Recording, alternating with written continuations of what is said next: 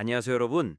오늘은 영국의 유명한 심령술사이자 예언가인 크레이그 해밀턴 파커가 12월 4일에 발표한 아주 충격적이고 구체적인 최신 예언들을 낱낱이 파헤쳐 드리려고 합니다.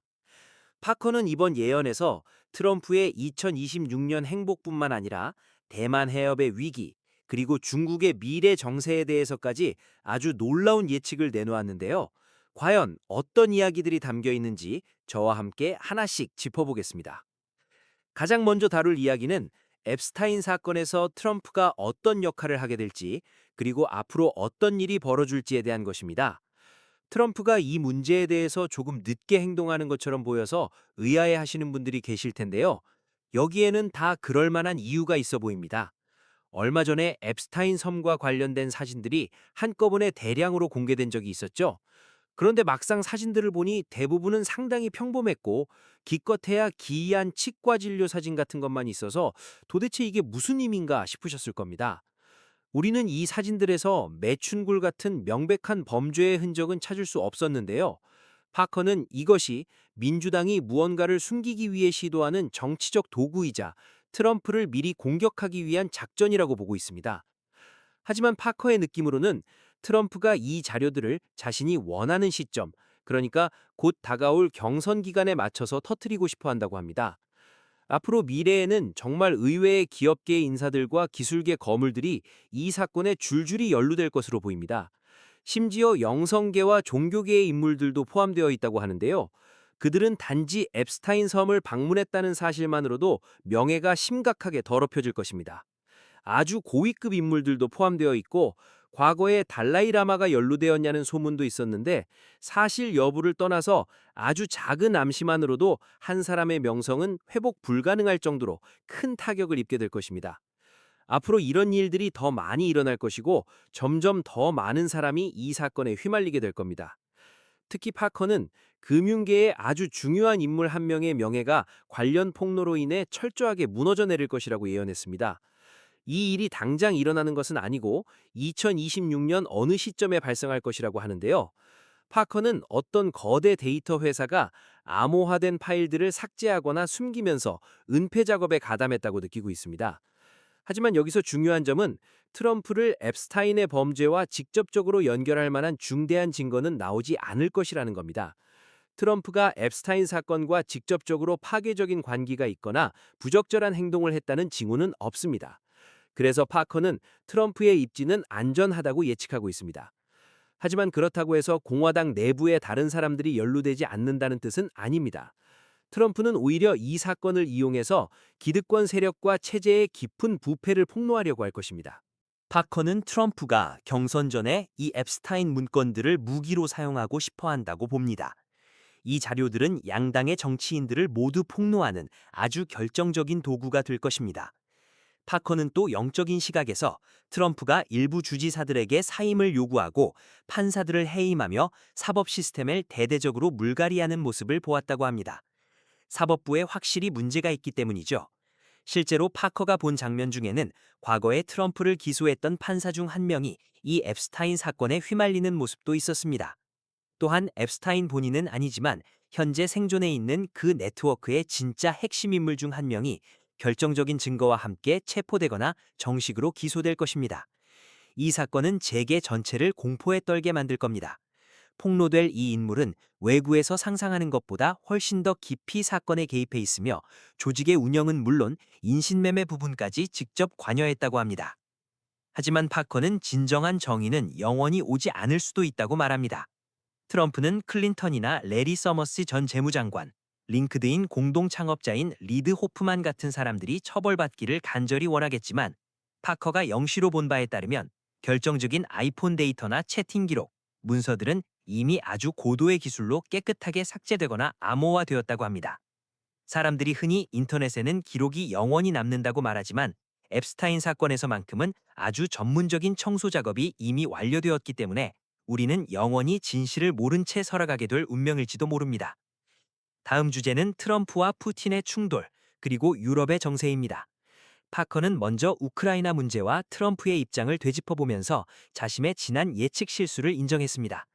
그는 과거에 푸틴이 병에 걸릴 것이라고 예측했는데 이것이 틀렸다는 것을 인정했습니다. 하지만 때로는 예언이 실현되더라도 그 시점이 늦춰지는 경우가 있다고 설명합니다. 최근의 예로 파커는 2023년 11월 4일에 홍콩의 고층 빌딩에 불이 나는 환영을 보았다고 했습니다.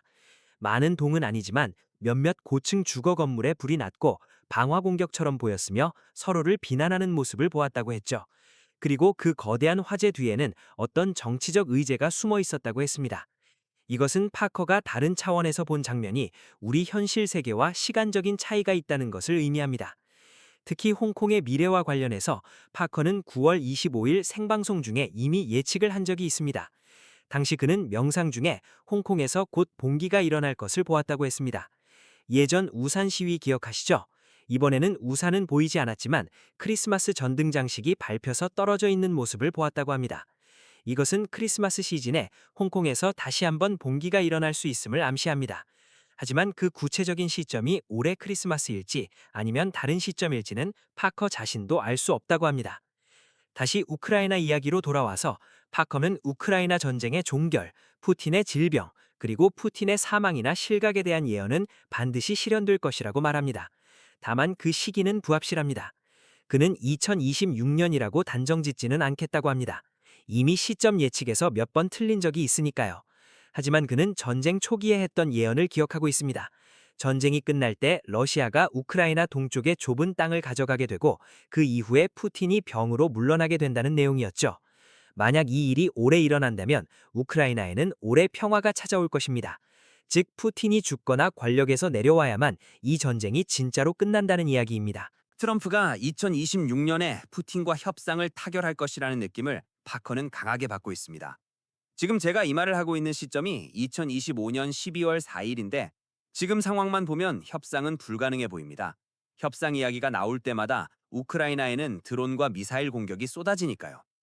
하지만 온갖 장애물에도 불구하고 파커는 2026년에 우크라이나 전쟁이 끝날 것이라고 예측합니다. 그 결과는 러시아의 석유 수입을 차단한 후에야 비로소 나타날 것입니다. 유럽이 석유에 의존하고 있지만 결국에는 억지로라도 그렇게 할 수밖에 없게 될 것입니다.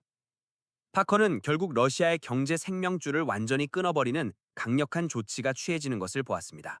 이런 압박 속에서 푸틴은 유럽의 어떤 국가와 소규모 충돌을 일으키며 위협을 가하겠지만 트럼프가 결정적인 순간에 반격을 가할 것입니다. 그 후 트럼프는 동결된 러시아 자산을 이용해 우크라이나를 재건하자고 제안할 것이며 사실 이런 논의는 지금도 이미 진행되고 있습니다. 트럼프는 이 분야에서 아주 중요한 역할을 하게 될 것입니다. 그는 계속해서 이 문제에서 발을 빼겠다고 말하고 있지만 실제로는 그럴 수 없습니다. 패배자만이 도망치는 법이고 트럼프는 절대 패배자가 아니니까요. 그는 단지 나는 빠질 테니 너희 유럽인들이 알아서 해결해라 라는 식의 태도만 취할 뿐 결국에는 개입해서 문제를 해결하게 될 것입니다. 파커는 우크라이나가 어쩔 수 없이 영토 손실을 받아들이게 되고 이것이 협정의 일부가 될 것이라고 느낍니다. 그리고 또 하나의 조건은 젤렌스키 대통령이 물러나는 것입니다. 사임하든 선거를 치르든 어떤 방식으로든 젤렌스키는 떠나게 될 것이며 파커는 그가 2026년에 권좌에서 내려올 것이라고 예측했습니다. 유럽은 트럼프와 푸틴이 맺은 이 평화협정에 대해 극도로 불만스러워할 것이며 심지어 대규모 정치적 동요가 일어날 수도 있습니다. 폴란드나 에스토니아 같은 발트해 국가들에서 어떤 충돌이 발생할 수 있는데 전면적인 침공은 아니더라도 우크라이나 평화 과정을 엉망으로 만들기엔 충분할 것입니다. 영국 정치에 대해서도 파커는 키어 스타머 총리가 물러나고 나이젤 파라지가 총리가 될 것이라고 예측했습니다. 그리고 미래에 트럼프와 파라지는 전례 없는 강력한 미영 동맹을 구축하게 될 것이라고 합니다. 이제 파커는 중국과 대만의 정세에 대해 아주 포괄적인 해석을 내놓았습니다. 중국은 또 다른 거대한 주제입니다. 트럼프와 중국 사이에는 무슨 일이 벌어질까요? 대만 위기는 정말 올까요? 파커는 우리가 현재 칼리 유가라고 불리는 시대의 끝자락, 즉 과도기에 있다고 설명합니다. 최근 인도의 나디 점성 전문가들과 대화를 나누었는데 그들에 따르면 어둠의 시대가 끝나더라도 그 그림자는 다음 단계까지 계속 이어진다고 합니다. 그래서 우리는 아직 완전히 어둠에서 벗어나지 못했고 2030년까지는 전쟁이 계속될 것이라고 합니다. 트럼프는 우크라이나 문제를 중국과의 협상을 위한 지렛대로 삼을 것입니다. 우크라이나를 안정시키는 것이 중국을 억제하는 전략의 일부인 셈이죠. 트럼프는 러시아를 중국의 진영에서 떼어내려 할 것이고 중국은 이에 대한 반격으로 대만에 대한 압박을 강화할 것입니다.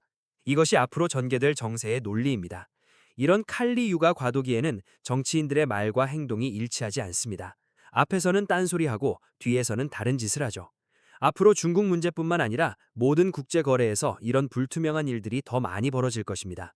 그렇다면 트럼프가 시진핑과의 거래를 위해 대만의 방어를 희생할 것인가? 파커는 절대 그렇게 하지 않을 것이라고 예측합니다. 하지만 2026년에는 미국이 진심으로 대만을 지지하는지에 대한 의구심이 반복해서 제기될 것입니다. 최근 영국 신문들이 보도한 중국 후원 교과서 문제만 봐도 알 수 있습니다. 대만과 티베트가 중국의 고유 영토라고 선전하는 것은 중국이 미래의 행동을 위해 여론을 조성하고 있다는 명백한 증거입니다. 대만 문제에 대해 파커는 일어날 것이라고 느낀다고 다시 한번 강조했습니다. 시기를 정확히 맞히기는 어렵고 예언이 지연되기도 하지만 그는 2026년에 공중 충돌이나 잠수함 사고 같은 우발적인 위기가 발생할 수 있다고 봅니다. 전면전은 아니지만 중국 전투기가 미국이나 일본 전투기와 충돌하거나 중국 군함이 외국 구축함과 부딪히는 등 대만 해협에서 중대한 군사적 위험, 즉 아슬아슬한 전쟁의 리허설 같은 상황이 벌어질 것입니다. 이런 우발적 충돌이 발생하면 트럼프는 분노하며 초강경 태도로 균육을 과시할 것입니다. 파커가 연계해서 본 장면은 마치 미래의 진짜 대전쟁을 위한 리허설 같았다고 합니다. 2026년에는 이런 대만 해협 위기가 전 세계를 뒤흔들겠지만 아직 전면전으로 확대되지는 않을 것입니다. 파커는 지난 2025년 2월 11일에도 대만을 언급했는데 그때의 판단을 여전히 유지하고 있습니다. 중국 공산당은 결국 해체될 것이고 중국은 여러 국가로 분열될 것이며 대만은 대륙과 통일되지 않고 독립을 유지할 것이라는 예측입니다. 현재 파커의 느낌으로는 중국 공산당이 전면적인 대만 공격을 할 준비는 아직 안 됐지만 적극적으로 준비 중이며 트럼프도 이를 아주 잘 알고 있습니다. 우크라이나 문제가 정리되면 트럼프의 관심은 점점 더 중국으로 쏠릴 것입니다. 2026년의 핵심 전장은 여전히 경제와 기술 전쟁입니다. 파커는 미국의 주요 소셜 플랫폼이 해킹당하고 미국 시민들의 은행 계좌 등 프라이버시가 중국 해커들에게 도둑맞는 심각한 사건을 보았습니다. 이것들은 더 큰 전쟁의 전주곡일 뿐이며 진짜 무력 충돌은 2027년에서 2030년 사이에 일본까지 휘말리는 형태로 심지어 4개국이 얽히는 전쟁으로 번질 가능성이 큽니다. 나디 예언서에도 이런 패턴이 언급되어 있습니다. 그리고 그 충돌의 중심에는 바로 대만이 있습니다. 중국은 무역과 수출에 의존하는 경제인데 파커는 2026년에 이전에 가해진 제재들이 실질적인 효과를 내기 시작하면서 중국 경제가 흔들리는 것을 보게 될 것이라고 합니다. 파커는 2026년에 전 세계 경제에도 변동이 있을 것이라고 했는데 아주 흥미로운 시기가 될 것입니다. 트럼프는 시장에 역사상 그 누구보다 큰 영향을 미치는 인물이며 중국에 대해 여전히 안 좋은 감정을 가지고 있습니다. 겉으로는 무역협정처럼 보이는 것들이 나오겠지만 실제로는 중국을 옥죄는 조치가 될 것입니다. 다음 질문은 2026년에 트럼프가 미국 경제를 어떻게 할 것인가, 그리고 중간 선거에서 이길 수 있을까 하는 점입니다. 파커는 2026년이 결코 평탄한 번영의 길은 아닐 것이라고 이미 여러 번 말했습니다. 미국 경제는 두 갈래로 나뉠 것입니다. 에너지, 국방, 제조업 같은 분야는 트럼프 임기 내에 아주 잘 나가겠지만 반면에 일반 가정은 계속해서 압박을 받고 기술 산업과 서비스 경제도 어려움을 겪을 것입니다. 파커는 이를 2차 경기 침체라고 부르며 2026년 중반에 나타날 것이라고 봅니다. 파커는 영국에 있어서 미국의 현장을 직접 보지는 못하지만 영적으로 느껴지는 미국 경제의 전반적인 흐름은 그렇습니다. 완전히 붕괴하는 것은 아니지만 앞길이 험난합니다. 새로운 관세 체계로 인해 촉발된 하락세와 신뢰의 동요, 그리고 2026년에 더 심화될 무역 전쟁 때문입니다. 그래서 어떤 사람들은 살림이 나아졌다고 느끼지만 다른 사람들은 전혀 변한 게 없다고 느끼며 고통받는 불균형한 상황이 계속될 것입니다. 진짜 경제 도약은 2027년이나 2028년은 되어야 하며 그 전제 조건은 2026년의 무역 전쟁 열기가 식민 것입니다. 트럼프의 성공이 모두에게 혜택을 줄까요? 지지율은 오를까요? 파커는 2026년에 모두가 혜택을 보지는 않을 것이라고 단언합니다. 상황이 좋아지고 있다고 믿는 사람들과 뒤처진 사람들로 나뉘는 분열된 그림이 보입니다. 미국은 여전히 분열돼 있고 트럼프에 대한 태도는 마치 호불호가 극명한 음식인 마마이트 잼처럼 사랑하거나 증오하거나 둘 중 하나일 뿐 중간은 거의 없습니다. 트럼프의 핵심 지지층 내에서 지지율은 확실히 오르겠지만 전국적인 분열은 전혀 줄어들지 않을 것입니다. 이것은 2026년 중간선거 결과로 직결되는데 파커는 공화당이 하원을 잃고 상원은 막상막하의 대결 끝에 마비 상태에 빠질 수 있다고 강력하게 느끼고 있습니다. 트럼프에게 중간 선거 승리는 결코 쉽지 않을 것입니다. 그 이유는 2026년의 에너지가 매우 불안정하기 때문입니다. 경제적 압박과 문화적 충돌이 계속되고 있고 좌파 세력은 여전히 에너지가 넘칩니다. 특히 뉴욕 같은 도시와 대학 캠퍼스에서 일어나는 반발들이 그렇습니다. 뉴욕의 극좌 성향 시장은 트럼프에게 아주 나쁜 징조이며 미국 정치의 극단주의가 여전히 살아있음을 보여줍니다. 그래서 중간 선거 이후에 소위 법률 전쟁이 다시 격화될 것입니다. 더 많은 법적 도전, 더 많은 조사, 민주당 우세 도시들이 사법적 수단으로 트럼프를 약화시키려는 시도들이 2026년에 다시 재현될 것입니다. 파커는 뉴욕시가 2026년에 트럼프에게 가시 같은 존재가 될 것이며 대학 캠퍼스들도 새로운 전탱터가 될 것이라고 보았습니다. 깨어있는 세력의 반발이 거세지고 새로운 이민 정책과 반워크 정책에 대한 공개적인 저항이 일어날 것입니다. 이런 문화적 충돌이 2026년에 큰 초점이 될 것입니다. 파커 개인적으로는 워크 문화를 병적인 것으로 보지만 이에 대한 반발은 2026년에도 끝나지 않고 대학 개혁을 둘러싸고 더 격렬해질 것입니다. 트럼프는 미국 내부 문제에 더 신경 쓰면서 자신의 정책을 밀어붙이겠지만 분열은 여전하고 그의 노선에 불만을 품고 떠나는 사람들도 있을 것입니다. 시청자 질문 중에 애니메이션 사우스파크와 심슨 가족이 묘사한 트럼프 가문의 미래에 대한 이야기가 있었습니다. 2028년에 이방카가 출마하거나 트럼프 가문이 권력을 이어갈까요? 파컬은 전에도 말했듯이 미래에 일종의 트럼프 왕조가 나타날 것이라고 봅니다. 심지어 트럼프가 3선을 시도할 수도 있다고 했었죠. 심슨 가족이나 사우스파크는 미래를 풍자하지만 그들은 어느 정도 집단 무의식에 닿아 있어서 풍자가 예언이 되기도 합니다. 아직 먼 미래라 확실히 보이지는 않지만 파커는 트럼프 이후에도 공화당의 승리가 한 번 더 있을 것으로 내킵니다. 벤스 부통령이 대통령이 되고 트럼프가 배후에서 권력을 잡을지 아니면 트럼프가 진짜로 3선에 성공할지 아직 불투명합니다. 하지만 막내 아들 베럼 트럼프가 미래의 미국 대통령이 될 것이라는 점은 확신이 보이지만 이는 몇 대의 대통령이 지나간 후에 먼 미래의 일입니다. 아직은 태아 상태처럼 형성되지 않은 유동적인 미래입니다.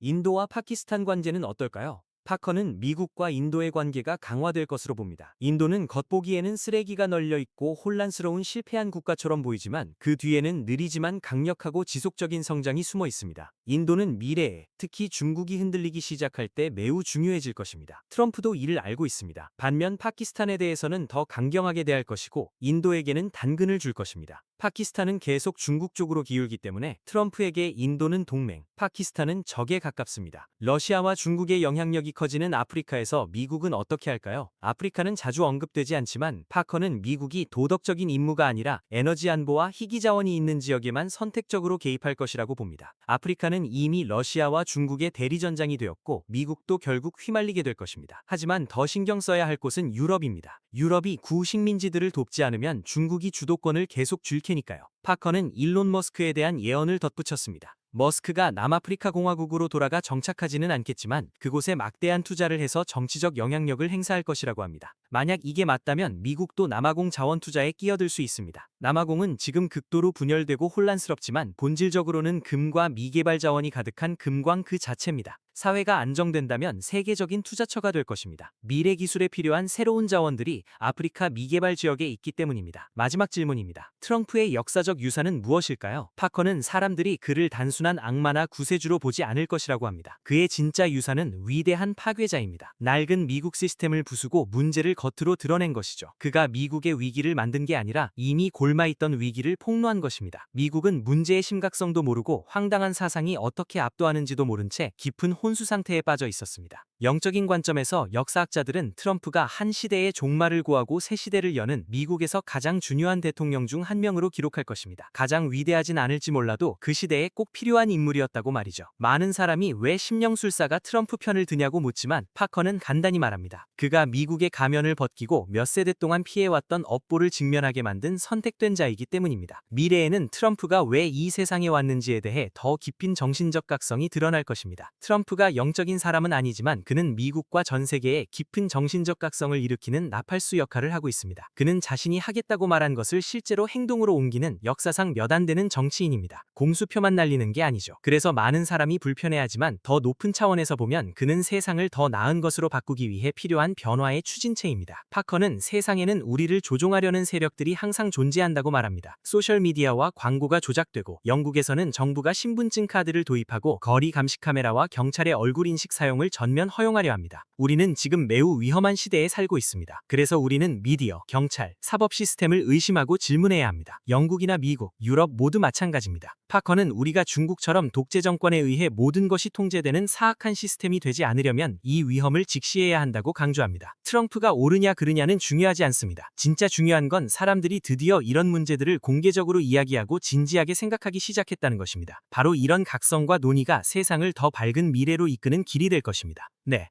여기까지가 크레이그 해밀턴 파커가 12월 4일에 발표한 방대하고 대저적인 최신 예언의 전모였습니다.